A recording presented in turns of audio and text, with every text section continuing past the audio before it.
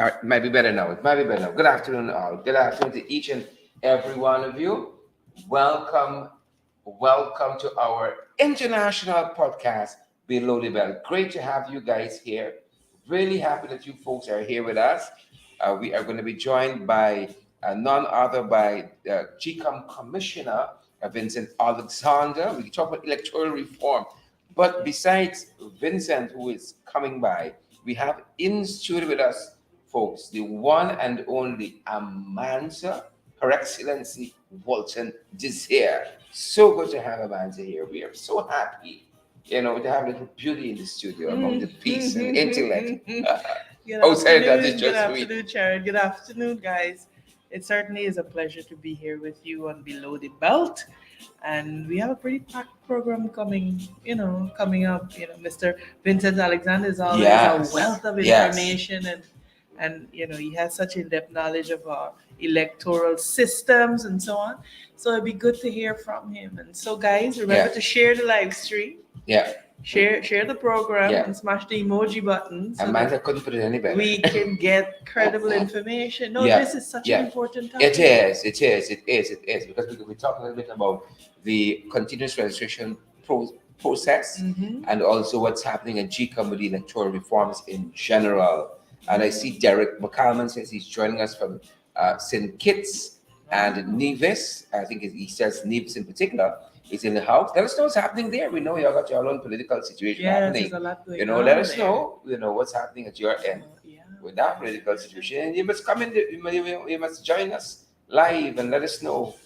Just tell us when you want to come on. We want to get an update from folks on the ground and know what's happening there in St. Kitts and Nevis. It's what affects one little small island has an impact on the rest of us too. I was just thinking as we were talking about how important these electoral matters are as to what is happening in the US right now with Roe v. Wade. Oh yes. A lot of people, Yes. we're not making the connection between what has happened with the imminent overturn of Roe v. Wade and elections. It was as a result of the government voting and certain judges being appointed by the government that this is possible. Correct. And so American jurisprudence is about to be turned on its head with women now not having the power of choice anymore. Yeah. And so elections have consequences. I was coming there. I'm happy you mentioned it. You always click on the drum. I'm happy you mentioned it because it does. It does. And so there's stuff happening in St. Kitts and Nevis. The Philippines go to the ballot today. The Philippines, and they have a former dictator. His son is running. His son. Fernand, what's Marcos Jr.? Fernand Marcos Jr. Imelda Marcos was his mother. The woman with the most infamous shoe collection. Who reminds me a lot of Ariale. Right? That is very fashionable. Interesting. I don't know if she threw big boat parties and so on, but in the midst of starvation and hunger and deprivation. That's a very interesting observation that you made. Very, very interesting. But But it's amazing that his son apparently is shaping up to be the top contender for he's vote. what I say he's leading. Yeah. But they're hopeful that the son is not the father. Well, I'll say this. Coming into the 2020 elections, the PPP had managed to convince people that they were different. And I think based on that, the campaign that they were a new and reformed bunch, but we're seeing that they've come back worse than the previous iteration. So correct. And part of it we they promised to make sugar great again. They promised to make sugar great again. Promised to be inclusive. To make rice great again. They everything done. To have a more inclusive governance. Now you see the AG saying things like there's no need to consult on certain things. We see Barry Jackdale saying that them doing outreaches in their strongholds is an indication of their inclusive approach to governance. It's really a bunch of hogwash. And so this information that you're getting today is important. The continuous registration issue is very, very important. It's like if you want to play the lottery. If you don't buy a ticket, you don't have a chance. If you are not registered, you don't have the ability to participate in your political direction, Correct. right? And so it is important that we have citizens go out, go to the GCOM office close to you, make sure that you are on the National Register of Registrants and that you are registered to vote. That is how you exercise your democratic right to vote, and that is how you have a say in the direction of your country.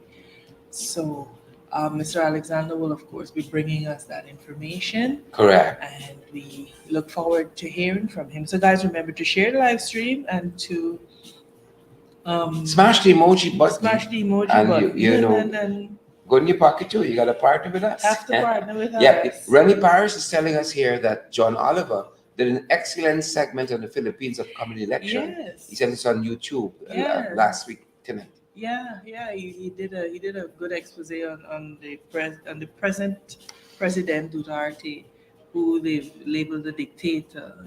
He has cracked down on drugs and he was not only a dictator, but he was a little weird too. yeah, he had an interesting way of governing. Journalists have not been spared his wrath even. Mm-hmm. A few journalists have been killed and so on and so forth. But you know what, Amanda? Mm. If it is that it's going to be a change of government in the Philippines, it means that the people don't sit down and take foolishness. You do stupidness. Right. You think you own this country. Right. You own the patchwork, you own the people, but we're going to show you. But you see, there's not a but.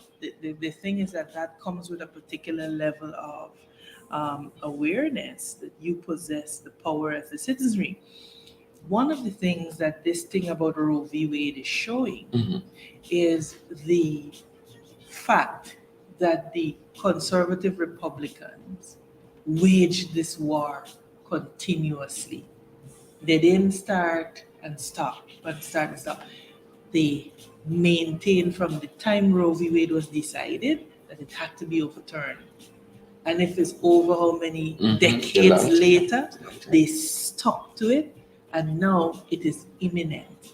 And so we may want to say what we want to say about them, but you have to give them the facts. Stick to the guns. That they stuck to their guns, and now what they want to see, whether we disagree or agree with them, is imminent. So it's important that lesson be taken away.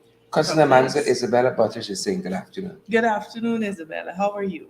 And we have Julia Lewis with us, Carlotta Reynolds is with us, and Patricia Kissoon, Rami Leander. Guys, always great to have you here with us. Ensure that you share the live stream as you come on. You smash that emoji button, smash that emoji. I see hundreds of you listening to us, but I don't see demonstrated in the emoji button being smashed. Yes, you have to share. Yeah. I noticed some of the viewers and the listeners were making the comment that they're being prevented from connecting and being prevented from sharing. It's them boy with his Pegasus spyware. They buys them up to their old tricks, but Yeah. We got Tessa Isaacs Rosandy is listening to us from Orlando. Hi Tessa, how is the weather there? Just as fine.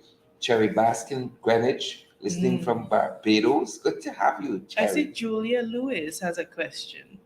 She says children who register in the 2019 house to house and have the pink slip, they have to register all over again. Could Mr. Alexander please explain? And so it's something that we'll certainly put the question to him. One of our guys at the back end is telling us that the Philippines presidents only get 1 6-year term by law. Okay.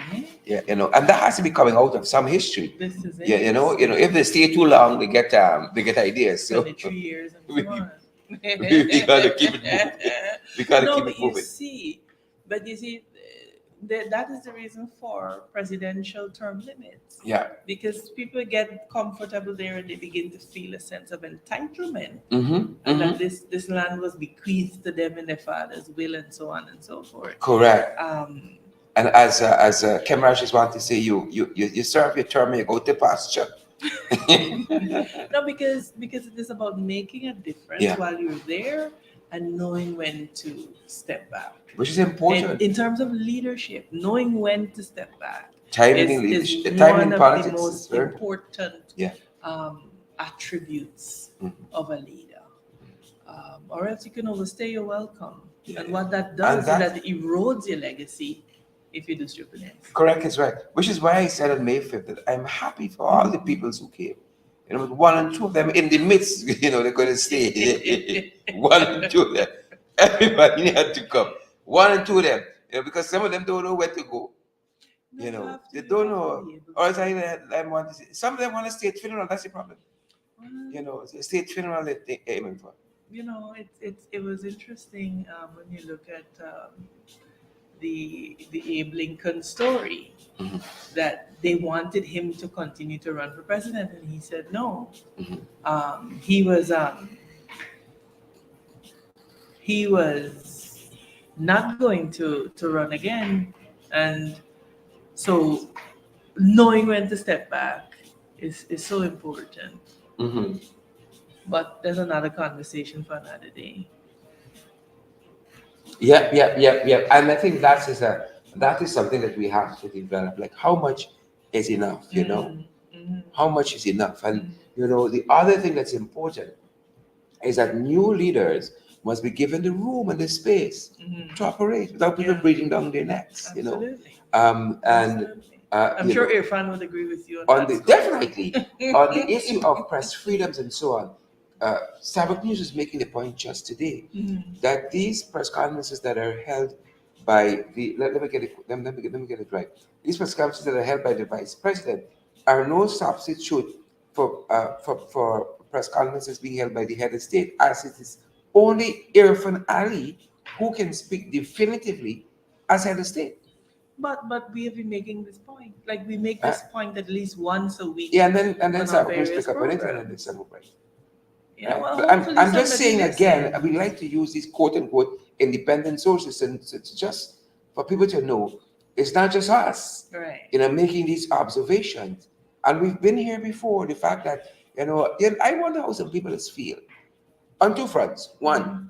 some people abuse Granger every day, he like the press, in this and that. Them same boys, Mhm. them same boys. Abuse Granger every day, he like the press and a whole manner of things. And to see them now And now they're quiet. adverse They're quiet. to the media, number one. And these are the same people who in the past called the media Karen Crown vultures and that kind of stuff. And interestingly, whilst David Granger may not have been in the press as often, post-cabinet briefings Yeah. were held religiously. This government Mhm. has not held one post-cabinet briefing since they've come to government. Correct is right. So Which the is double quite important. standard It's is quite important. nauseating. Man, the other point I wish to raise is that business, Mm, under the last administration, duly elected, them boys used to say, things uncirculating, Mhm. and I had a businessman who told me recently, he said, them boys shame now. He said, because things are worse. mm, He said, them businessmen who come to do business with him, as a mhm. businessman, he said, them shame, right? Because nothing is stirring for them. It's a few at the top, It's a few at the top. It's a few at right? the top, but you see, and this is the point that we keep making here, that you have to determine as a country whether your informal economy is Mhm. going to run things, or you are going to place emphasis on your formal economy. Mhm. Pre 2015, our informal economy, drugs, etc., Mhm. was bigger than our formal economy. And what you saw the APNUFC doing was to attempt to set the formal economy back on track. So moving things forward like anti-money laundering, getting us off of those various blacklists, those types of foundational issues that show that Yeah, you're a fiscally responsible yeah. set of people were being put in place. So now these things are in place. And the boys, honestly, who were accustomed to doing business a certain way, they can't flow now. And that's a reality. Yeah. The skinny chin up. Added to the fact that it is only a handful of people at the top that all of the contracts are going to, that, are even pre qualifying for bids. So, The drug trade is as lucrative as ever now. yep, What them boys doing. And they understand that these guys don't care with all those things. But The fisher folk.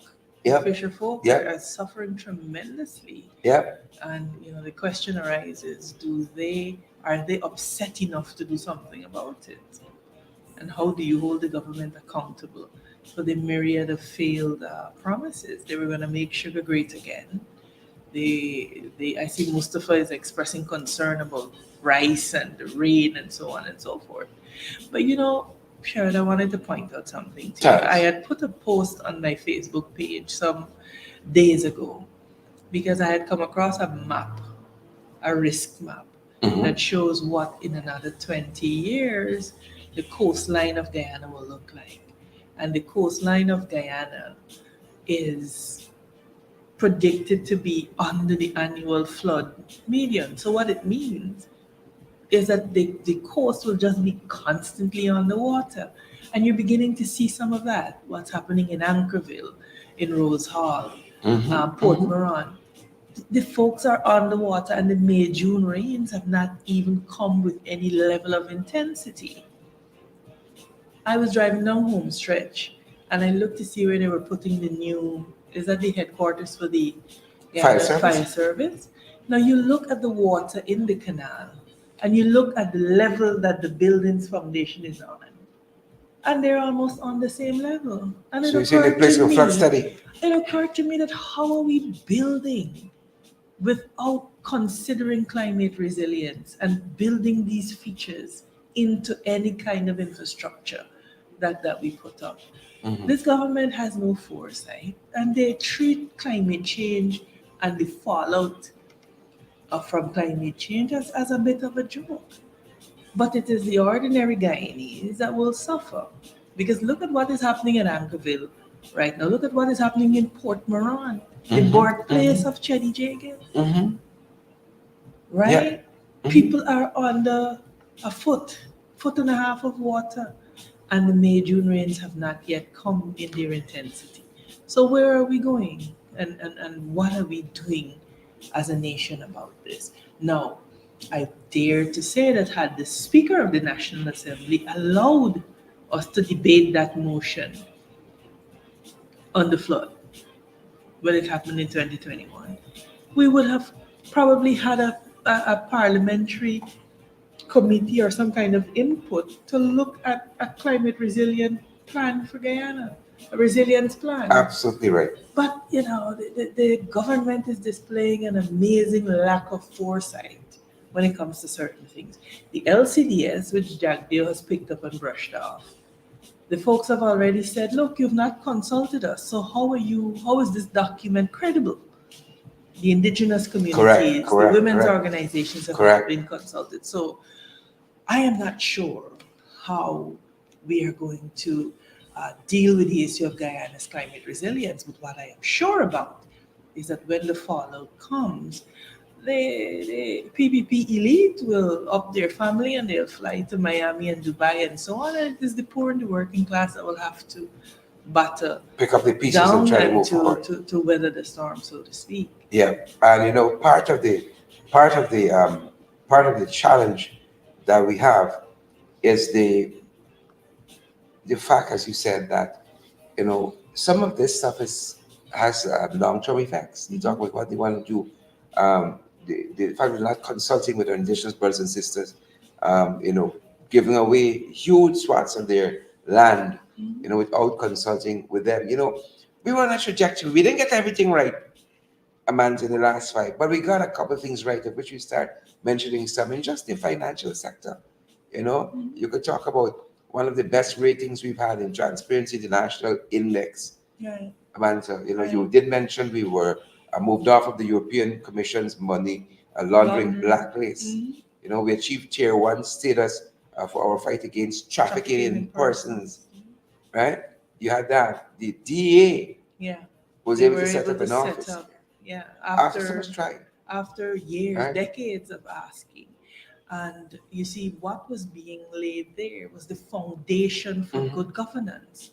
And so I think we are at the point now where Guyanese have to ask themselves the Yeah, fundamental question: do we want good governance? yeah, yeah. And are we prepared to go the long haul to get it Mhm. because it is what we deserve. Yeah. Otherwise, we will become disengaged, we'll become disinterested. But you know what the danger of that is that people will make decisions for us on our welfare. Hmm. Hmm. Yeah.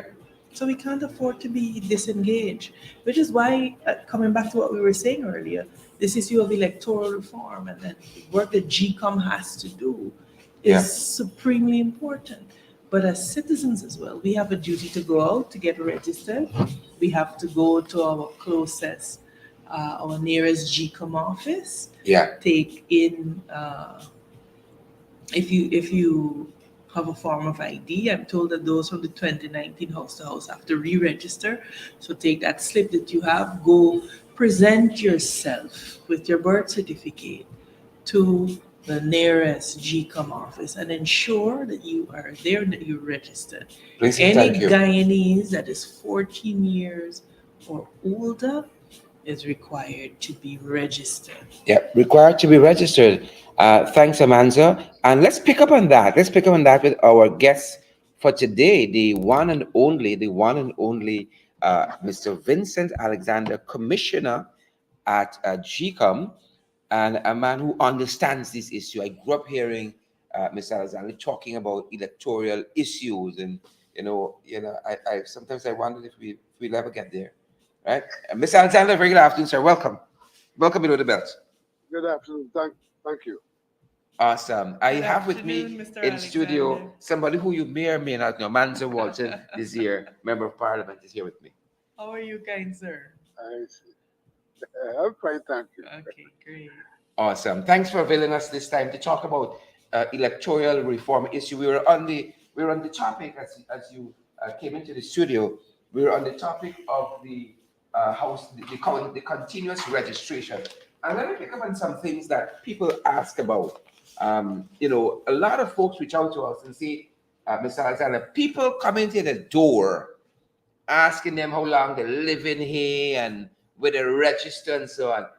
Should they expect this from GCOM? What's happening in this regard? And what does continuous registration mean or should mean to the public? What do we start there?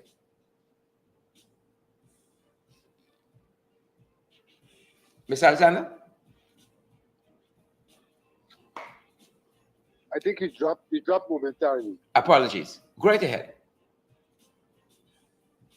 Now, I received a phone call about a month or two ago from a resident in South Uh-huh. asking me about these people who are coming seeking information. He found the request for information strange, but they proclaimed at that time to be from GCOM. I knew that GCOM had no one doing house to house visitation, asking information. Mm-hmm. So I brought the matter from GCOM and we published a disclaimer in the papers indicating that there was no such exercise being undertaken Mm-hmm. by GCOM. Subsequently, about a month after, some people came to my home, I wasn't home, asking similar questions. And when they were asked which agency they represented, they said a political party, but they couldn't mention the name of the party. It's a secret. So clearly, there is some body of people, Mm-hmm. other than GCOM, who, for their own reason, are going to people's homes seeking information on those persons. But it is not GCOM, and people should not entertain them, knowing that it's not GCOM. Fantastic. Fantastic. The continuous registration process, what does it mean to the public? This ongoing exercise means that anyone who was not previously registered can be registered. But that needs to be clarified. Anyone who, when we last did registration, had not attained the age of 14 may now be registered. Mm-hmm. And that includes persons who were registered ostensibly in advertised. Registered ostensibly in which year? Sorry They about were that. not committed, Mhm.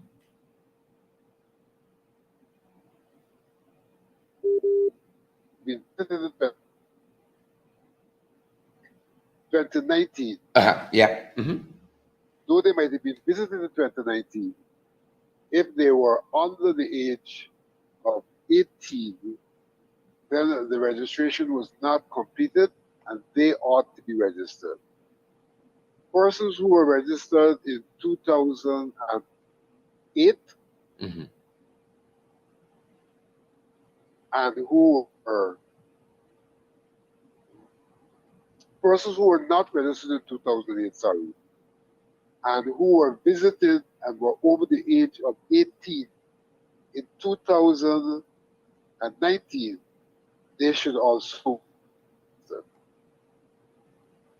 Yeah. Yeah. Yeah. Yeah. Yeah. Now, Mr. Alexander, we're looking at some of the questions that are coming in, and somebody's asking a question which I think is important. Why this level of complication? Why not simply begin the But the level construction of a new register of registrants? of complication has occurred because the registration which we started in 2008 was abruptly ended, and only some of the persons who were registered in 2019 were committed to the. Those persons who Mr. Alexander, please those stay persons close who were close to the under mic for us. 18, Thanks. Right ahead. those persons who were under 18 Uh-huh. were not committed. So now we have to give clarity to the fact that people who approached registration in 2019, documentation was done, but some registration was not committed, while others was committed. So that is what has caused this complication. Wow. And just to pick up on Amanda's point, I mean, it's just a couple of in this 2x4, and we seem to have a very, very complicated electoral system. And if we just even take this registration aspect more than it needs to be, and maybe it serves the purpose of some folks to have it as complicated as it as it as it is, Mr. Alexander. Maybe it serves the purpose of some folks. Well, it would not be complicated if we were to do what we previously agreed should be done. And that was that every 7 years we do a completely new registration. So everybody over the age of 13 would come forward to be registered every 7 years. And in between the 7 year period, every 6 months, we would do a registration, office based registration, of those persons who would have come to age by that time. That's the intended system. Mhm. And so, But Mr. unfortunately, when we attempted to go ahead with the intended system in 2019, the judge gave a ruling which I think was unfounded, caused us to be in this difficult situation, more complicated by the fact that we registered, we entered into the register, some people were registered in 2019, we didn't enter others. So that made it more complicated. So, Mr. Alexander, you said it was agreed, and whilst I'm understanding that it might that is that agreement overtaken by the ruling of the court in the Grestram case? Well, it has been overtaken by the ruling in the court because we can no longer go to ground zero in the registration process. The judge's ruling says we can only build on the register we already have. And it's overtaken also because those who went to the court, as well as those commissioners and those parliamentarians who voted the money in 2019, have all backed off from what they agreed to. Wow. Interesting. Interesting. Ms. Alexander, I'm looking at Starbuck News editorial for May 5th. and it deals with the head of the editorial is rocket science and democracy. And I want to quote part of it and ask for your reaction. Because in this editorial, in the latter part, they talk about the fact that a list of electors of some 661,000 from the thousand persons from the population, or approximately 748,000 as of the 2012 census, is weird math. And indeed, its inaccuracy has been noted and well ventilated. They want to say that it's more likely that it's 480,000, the 480,000 votes cast in the 2020 elections were closer to the number of valid electors. And they go on in this editorial to make the point that, what is true is the fact that the argument could still be cited. And this argument they're talking about here is that this argument used by politicians, they say here, let me quote a bigger part of this editorial to give better context. Claims that the voters list were padded and bloated, skewed, or otherwise distorted the electoral results. And the editorial goes on to say that what is true is the fact that the argument could still be cited as grounds for lost elections is beyond ludicrous. And all who have been involved in any way with handling the reins of power for the past 3 decades at least should be thoroughly ashamed of themselves. So, there's at least Sabbath sees no problem with a bloated list, or does not connect that to any kind of skullduggery with the elections. What are your thoughts on something like that? Let me answer Starbuck News this way. I wrote a letter in which I indicated that there was evidence given by statutory bodies that the names of dead people who were on the list and had been voted for, and that the names of people overseas provided by a statutory body had been voted for. I wrote that in my letter. Starbuck News carried the letter but excluded those 2 paragraphs that pointed to factual situation. So Starbuck News undoubtedly has a predisposition. Wow. The fact of the matter is, statistically, if one takes into consideration the fact that our population is around 760, and one deducts the school-age population, the unaided population, we end up with somewhere in the vicinity of 500,000 people being eligible voters. When we have a list of 661,000, and 80% of those people, 80% plus voted, it brings the number of people who voted to approximately the entire voting population. So we have a fantastic situation where all of the voters literally turned up the vote. The fact of the matter is, that is evidence that persons who were not present or who probably died were able to cast votes. Statistically clear what the situation is. But Starbuck News undoubtedly has a predisposition, and based on that predisposition, refused to publish my factual statements, which were published by other papers. Yep. And other papers like the Village Voice, because in this letter, Mr. Alexander, and Village Voice carried it. Yeah.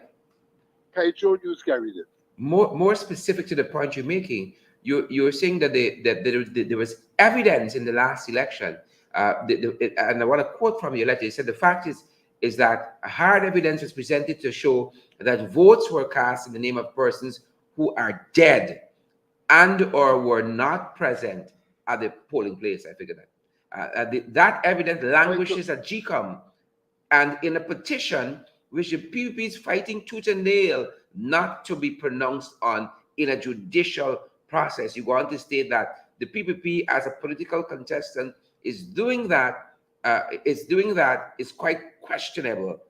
However, GCOM's refusal to date to review the conduct of the elections, including validating or invalidating information that the statutory bodies brought to his attention about dead or substituted voters, raises serious questions about GCOM's motive and integrity in the conduct of its own affairs. That is damning. Expand on that for us, or Explicate from that for us. Well, what I'm saying is very, very simple. We know that based on the reports that were sent by a body that is authorized to do so, that is the Register of Registrants, the General Register's Office that deals with births and deaths, and the Chief Immigration Officer that deals with people who have left and or returned to the country. Both of those bodies, based on information that surfaced during the recount, Mm-hmm. verified verified that indeed information that surfaced during the recount is correct insofar as names of which were crossed off as having voted were names of dead people and or names of people who were out of the country at the time. So this is information provided by a body that is legally authorized to deal with such information. Now, that information having been provided, GCOM has it. It's provided to GCOM. Mm-hmm. GCOM has not seen it fit or proper to investigate that matter as a basis for determining how efficient its system and effective its system works. Even from that perspective, GCOM has simply laid aside that information. And in fact, the chairperson is on record as saying that the court was dealing with that. Mm-hmm. Mm-hmm. But GCOM has the information and at minimum can use information to interrogate the efficiency and effectiveness of the system for future elections. They refused to. And in fact, that information was available when the CARICOM people were here, but lo and behold, they were never told of that information. And so they wrote in their report that there was no evidence of these things. That's in their report, but the evidence was already available. Yeah. Now, this information, apart from being in the possession of GCOM, as I understand it, is already in the petition. And so one could see why the PPP are so aggressively trying to ensure the petition is never heard. Because if the petition is heard, that information will be verified by a judicial body in this country. And so those people who are pointing the fingers of other people who have been riggers will be proven to be, as is the case, involved in irregularities of a massive scale at our elections. Wow, this is damning. You know, Mr. Alexander, the information that you're bringing is so important, and I know that you've been saying this and you keep repeating it, and I think it is important that Guyanese understand exactly what is happening with GCOM, because notwithstanding the chairperson of GCOM would have said that that is a matter for the court, at a bare minimum, are we understanding you as saying that GCOM has not attempted an audit of sorts or a review of its performance given what happened at the last elections? Absolutely not. In fact, I raised this matter in GCOM, and they agreed in principle that it should be done. But they then went on to say that that is not of immediate import. What's of immediate import is preparing for the elections. And so they have parked this matter on a back burner. When in fact, this matter will impact any future elections. But they are proceeding to go to the election, to prepare for the elections, not having determined the system efficiency and effectiveness for elections.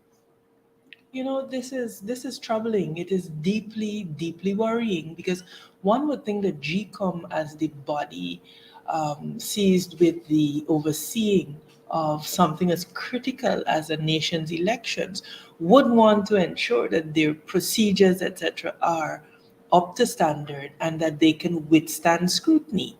It seems to me to be bordering on recklessness to Well, the fact par. of the matter is the composition of GCOM provides for people to represent political interests. So that I would say that political interests is being represented on this matter, and for whatever reason, known or unknown, the chairperson has taken up the same position as those people who openly have a political interest. Miss Commissioner Alexander, could I take you one step before the question that Amanda posed? Because if my mind serves me correctly, and I know you have the institutional knowledge, it was the GCOM chair who wrote to these institutions asking for verification whether these persons that were presented were indeed absent or dead persons. They wrote to the GRO's office. They wrote to the chief immigration officer. Wasn't it? That's quite correct. And the letters of response were sent to the chairperson. And to know that you have come, I think both of the letters says that both of the arguments that were being made bore substance based on the research that was done at the institutions and what they found.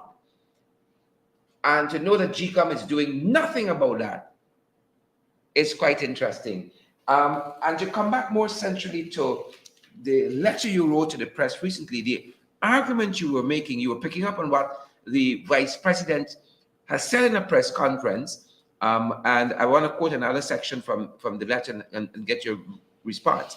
You say here that in the engagement that he had with the press, his party and government are proposing a methodology for the removal of names of dead persons from the register of registrants and ultimately from the voters list.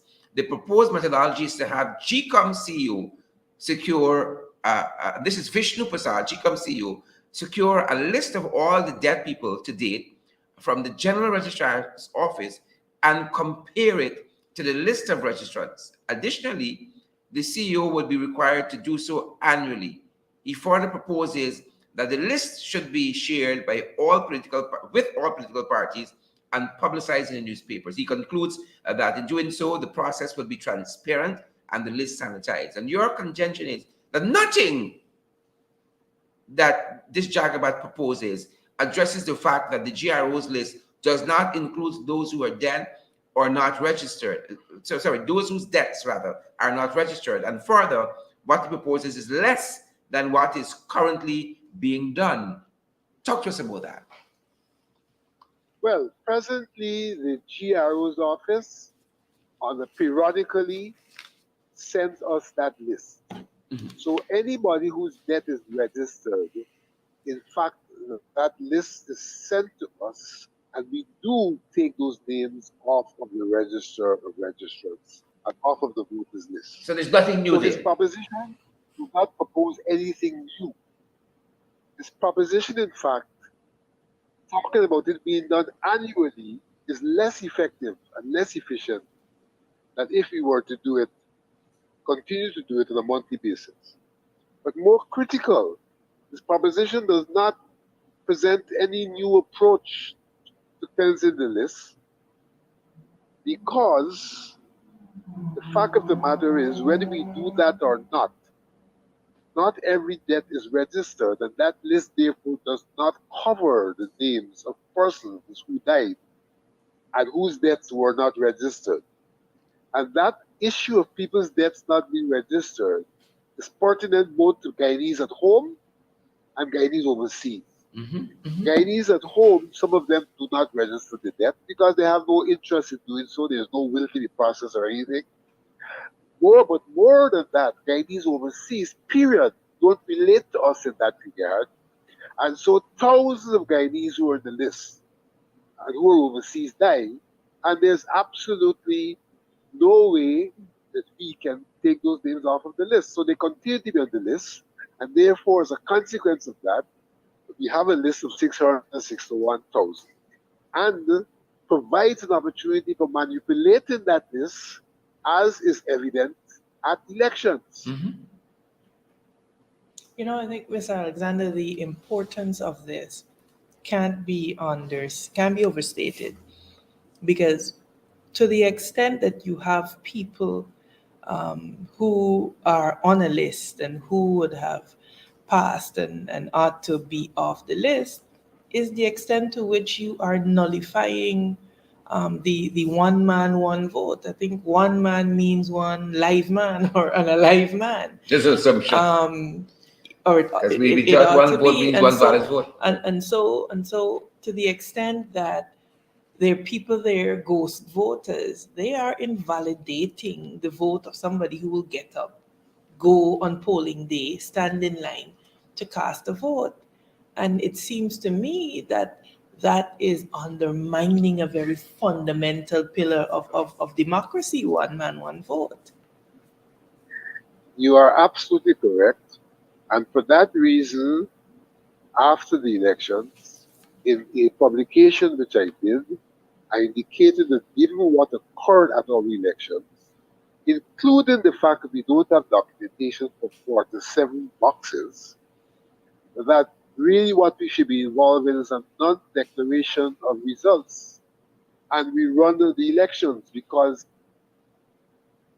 all the evidence suggests that the elections cannot be considered as being fair, given the fact that on one hand, there are people who their names which are voted for, of people who died and people who were out of the country, and on the other hand, we can't even verify that status of some people in the instance of the 47 boxes. And when you look at the numbers involved coming out of the recount, the numbers are in excess of the difference between the parties at the elections. So that those numbers can bring a result into question. Right. And I recall that you had proposed some alternatives, a by-election, etc., in District In 4. the case of the 47 In the case boxes, of I it, proposed yes, because I felt that one should be disenfranchised. right. But we weren't quite sure that it's only the enfranchised who voted, so that you go and run a new process to ensure the enfranchised, in fact, are able to cast it. And those elections have had consequences, dire consequences to Guyanese. Those very elections. Uh, Miss Alexander, for We those live with those persons, consequences. yeah, those persons listening to us, we see the breakneck speed at which the government wanted Vishnu Prasad at GCOM there, and what's happening there. You had a far superior candidate in the Jamaican fellow. We see also at the General Registrar's office, you have Raymond Cummins, who is the brother of Minister of Government, what's his name? Juan Echel, and Raymond Cummins is not career public servants in that area. He was placed there specifically. Are these things incidental, or is this a set piece we're watching? There's nothing incidental. Absolutely nothing incidental. You have to add to that the legislation, the amended legislation in relation to how boards are registered in this country. Mhm. And if you're on the ground, you will know that lots of people who are ostensibly Venezuelans are being registered on the pretext that they are of Guyanese parentage or something like that, and they're being registered literally willy-nilly. And so we have a fraudulent registration of births process now being undertaken, all of which adds up to a plot on behalf of some people to ensure that any electoral process is skewed in their favor, not from the standpoint of the voters, but from the standpoint of the fraudulent votes. And in that way, potentially determining the outcome of an election even before a ballot is cast. Yep. This is no doubt aided, Mr. Alexander, by the recent amendments to the registration of births and deaths, where they have put in place some very lax requirements for a person to We be given a Guyana birth certificate or to be registered as a we live in a citizen of Guyana. we live in a country where we know what has occurred under the signature of justices of peace. We live in a country where the Attorney General has gone to Parliament to amend certain bits of legislation cited the weaknesses of the application of the Office of Justice and Peace, the issues of property sale and things like that. He has said in Parliament that we need to deal with the fact that these people facilitate corrupt transactions. That's in their hands, sir. Yet, having said that, he has also taken legislative amendments to empower those people to determine who should be registered as a guidees. So that on one hand, he sees a mischief that needs to be corrected. That is the corrupt act in relation to property transactions. But on the other hand, he facilitates that reality by giving them the power to determine who can be registered as guidees. It is something that we have flagged in the National Assembly and that we continue to flag because we also recognize the implications for our national security in relation to particularly what is happening with the Essequibo. But Commissioner Alexander, we have some questions coming in from our viewers. And one question is it possible for Guyana to use electronic voting machines and or biometric identification of voters when they go to the polls? What are your thoughts on the role of biometrics in terms of solving some of these issues? Well, it is possible to use those mechanisms. My own recommendation is that at minimum at this time, we should look towards using biometric features for the identification of voters at the place of, of poll. The reason being that the judge's decision has created a problem in terms of how do we get an up-to-date and clean list. So if one is faced with a list that is known not to be clean, Mm-hmm. then one should create a barrier which does not allow persons to vote for the dead and for those who are overseas. And that barrier could well be a biometric feature at the place of poll where the vote is identified by that biometric feature. So the fingerprints are checked at the place of poll electronically, and only those fingerprints which correspond with those on the system should be used to allow people to cast a vote. Mm-hmm. Yep. So there are mechanisms that can be used in the face of the difficulty that the faulty judgment has placed us in. Yeah. And I call the judgment faulty for this reason. Though we were having house-to-house registration or even office-based registration, which is zero sum, we start from zero, the law provides for persons who may not have been registered at that time. If they return to the country, they can, through a claims and objections exercise, get onto the voters list. So the fact of the matter is that the system provides for the inclusion of every eligible person, and therefore the judge was wrong to conclude that the system was simply taking people off of the list who were eligible. The system was temporarily taking them off of the list and providing them with an opportunity to be included if they presented themselves, as is the case when one does a registration. So I think that the judgment is highly flawed in that regard. Commissioner Alexander, is it your opinion that this can be appealed?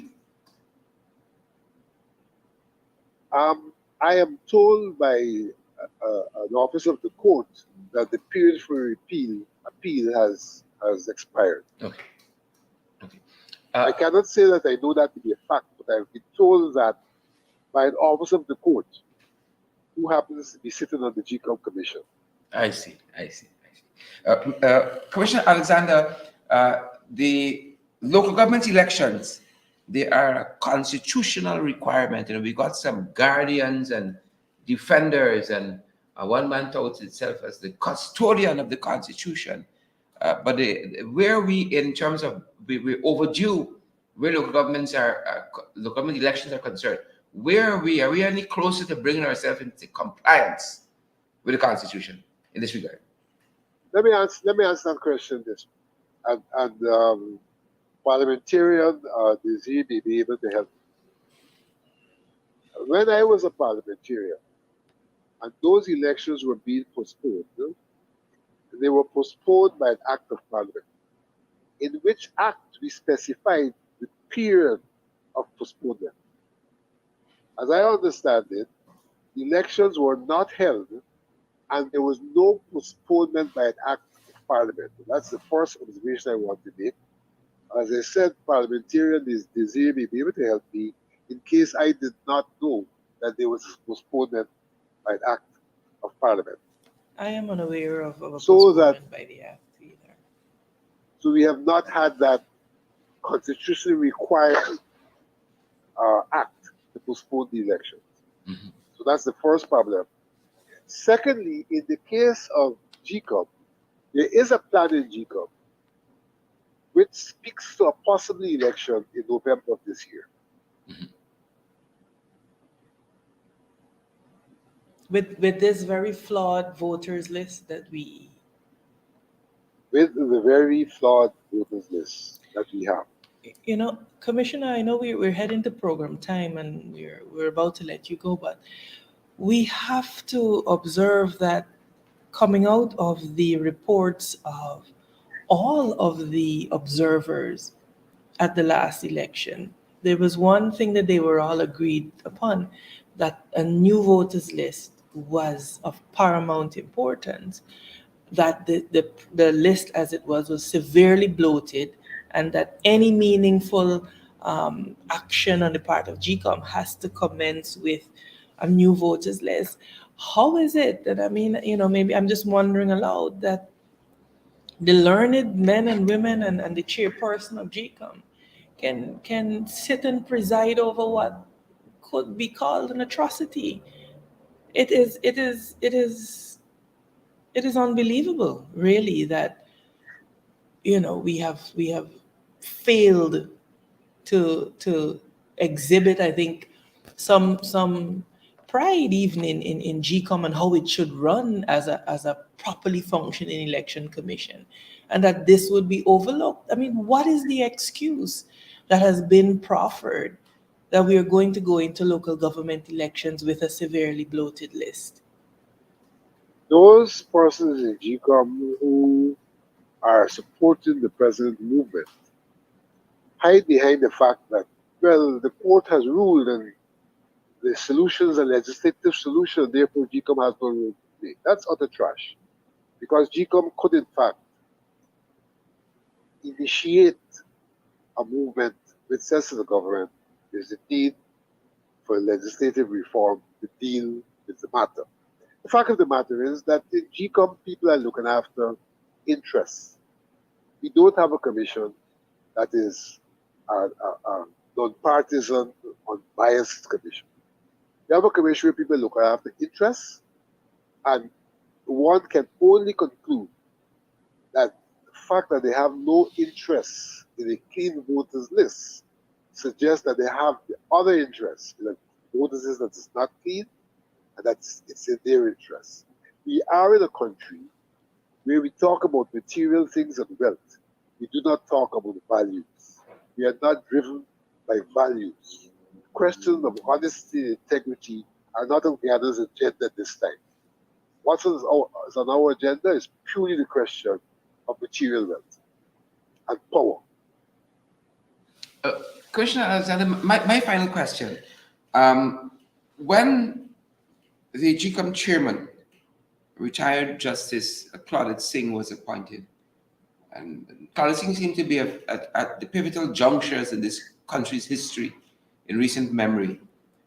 When she was appointed, I remember the chairwoman saying that she wanted to do something special for Guyana during her tenure at GCOM there. You've had about 2 years and you're a very intelligent man. on these issues. You had 2 years uh, to look at the chairwoman and to try to get an understanding of her. Uh, what do you make of her these 2 years? Where if you were to say, Guyanese, this is the chairwoman. What do you make of her in all of this? Well, Because in lots of I regards, have if to, you I have if to be you if very you if you go careful by in the this press, response. Mr. Commissioner. I think we are witnessing what I would call vertical bipolarity. Vertical bipolarity, not horizontal. Mhm.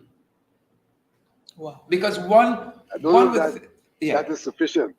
one would think. Vertical I bipolarity. think we have to take that. We have to take that. Because if you read the news, you would think is a lot of demons at GCOM, but the chairperson is the only angel there. So what you're saying might have some value. The chairperson has to take responsibility for much that is occurring because the chairperson is in the fractured GCOM. The chairperson has been reduced ostensibly to the decision maker. Yeah. And there are lots of flaws in the decision making process that are at the feet of the chairperson. There are lots of flaws that I'm prepared to identify, and I have identified publicly. There's a lot of vacillation on matters, standards that are changed conveniently to suit certain decisions, and the chairperson presides over all of that. Mm. There is clear vertical bipolarity. Wow, wow.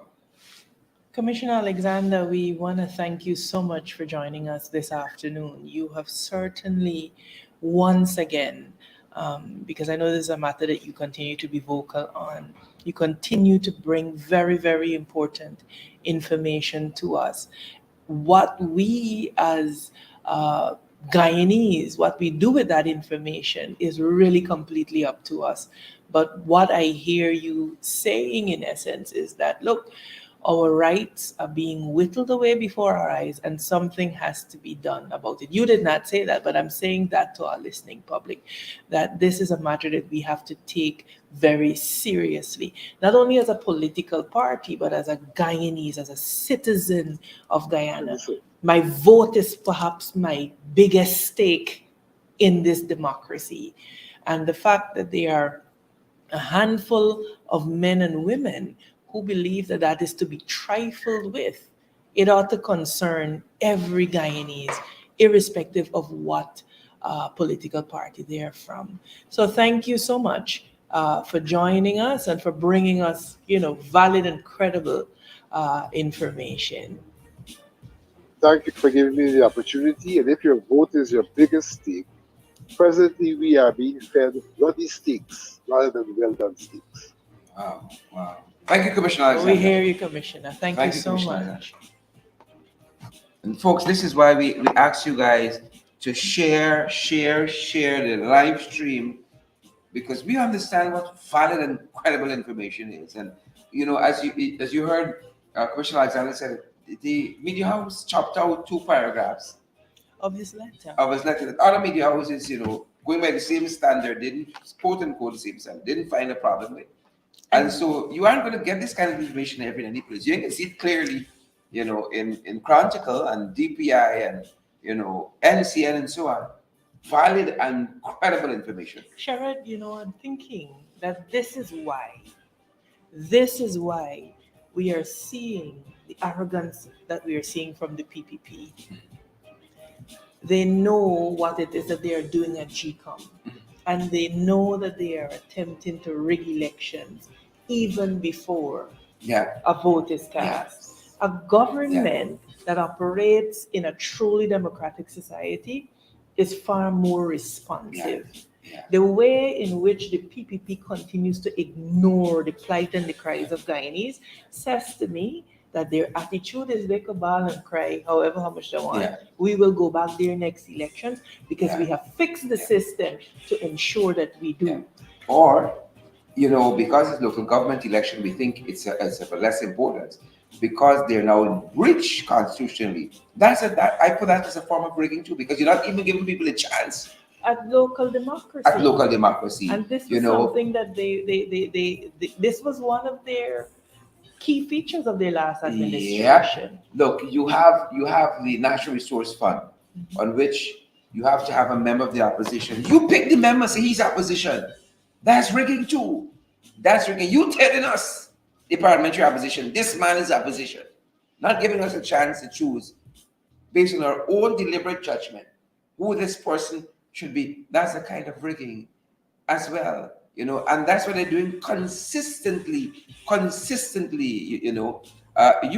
can get your man to sit on a particular what do you call it, a particular entity, the lending body, the utilities company. So you put it in IMC. That's rigging to get a certain outcome. You can go through the process in the natural way. So you mash it up and you superimpose something. And there are other, agencies in which we're seeing this is being done. It is important that we continue to bring this information to the public. And we bring the information to the public with the hope that Guyanese begin to see and to understand what is at stake, and that we begin to wake up Yeah. and collectively sound our voices for change. Political parties need support of their supporters to make movements successful. 31 parliamentarians alone will not be as effective as every Guyanese man and woman Yeah. sounding their voice. Yeah. We have to begin to demand an electoral system that is transparent, Correct. so that governments, even if it's the APNU, AFC, or the PPP, they come to power based on the strength of their policies. Because depending on how strong their policies are, is the extent to which Guyanese and Guyana will develop and have holistic development. Not just seeing a bunch of roads, but people are starving. Yeah. Proper holistic Yeah. development. Yeah. And so this ought to concern every Guyanese man, woman, and child. You know who it will not concern? Those who are currently benefiting from the corrupt PPPC regime. And they will do all they can to dissuade the ordinary Guyanese from being interested in this. Correct is So right. we want Correct to is right. encourage Guyanese to start sounding your voice for the call for a new voters list. We have at every opportunity in the National Assembly put that out there. The leader of the opposition has been saying it, Mr. Norton. The AFC as a party, they've been saying it. The PNC as a party, they've been saying it. And so we have to begin to sound our voices. Yeah. Because I am convinced that this is why we are seeing the arrogance that we are seeing. If they were uncomfortable about returning to office, they would have been more attentive to the people of Guyana. But they are setting mechanisms in place to rig the election before a vote is cast. And Precisely. so we have to be It is occurred to me you're correct. we have to be a little It's more occurred. You're absolutely right. vigilant, and we have Absolutely to be a bit more vociferous in our Yeah. calls for reform at GCOM. And if that means that the chairperson must go, then I think she must go. Yeah. And GCOM must be made to do an audit of their performance at the last elections. Those are some bare minimum Correct criteria. is the only saying there. Everybody else, rabbits, quiet alone. Well, You want to say there was As- rigging, there was this, there was that. She's the only as agent. Commissioner Alexander said, it is she who casts the deciding vote. Vertical. So by the word. PPP, three commissioners will say what they want, and she will agree with them. So it sounds to me like we have a problem at GCOM, which is what we've been saying for the longest while. And so Guyanese, we're calling on you to be vigilant, to get those who are eligible to be registered, get them registered, so that you can exercise your franchise, and so that you have a stake in demanding an electoral system that will promote truly free, fair, and credible elections. Correct. Folks, this is why we're out here. This is why we're outside, why we're out here. valid, credible information. Thanks for joining us, Rose North and Patricia Kissoon, Linda Webster, Hazel, Wendy Griffith, Ronell Hanover, and Edward Brooms. Thanks for joining us, each and every one of you folks who we failed to mention, even hundreds of you are watching us.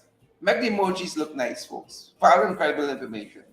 Hundreds of you watching us. Make the shares look nice, folks, that others get valid and credible information. It's not enough that you alone come and you soak it all up and you're gone. Help others to get valid and credible information as well, my brothers and sisters. We out here, folks. Thanks for joining our international podcast. Below the Belt. We're back tonight at 8 with additional valid and credible information. Amanda. You know, one of the things that we want to commend for people to view is that we had prepared a documentary at the Office of the Opposition called Theft of Democracy, in which Mr. Alexander went into great detail about the treatment of those 49 boxes that were found without statutory documents. I really want to recommend people go back to the pages, top pages, and view that documentary because it will demonstrate very, very clearly that not only did the PPPC steal the last elections, they stole our democracy, and now Guyanese are laboring under the bondage of their style of governance. Excellent recommendation. Thanks for joining us, folks. That's our time. That's our program. See you guys back here at 8 this evening in the ring. Thanks for joining our international podcast, broadcasting live from the national capital city of Georgetown. They're telling us here it's 29 degrees outside, but it feels like 34. There's a 2% chance it's going to rain. So we should have good weather right into the afternoon. 29 degrees outside feels like 34. Thanks for joining us, guys. Share the damn live stream. Smash that emoji button. Partner with us. You want to know how you can partner with us? WhatsApp us, folks. 627-6963. We're going to tell you how you can do that. 627-6963. Have a fantastic rest of the afternoon. Go ahead and be great, folks. Go ahead and be great. Have a great afternoon. That's our time. Take care, guys. Stay safe. Stay safe.